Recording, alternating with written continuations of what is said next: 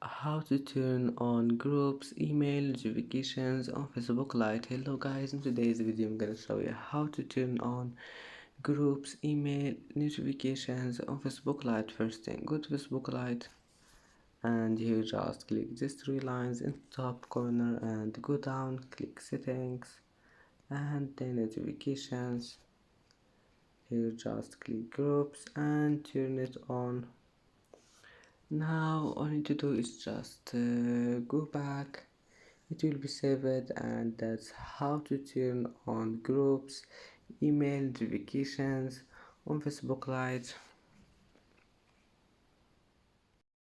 And that's it for today's video. If you like this video, please don't forget to like and don't forget to subscribe, and thank you for watching this video until the end, and now see you in the next video.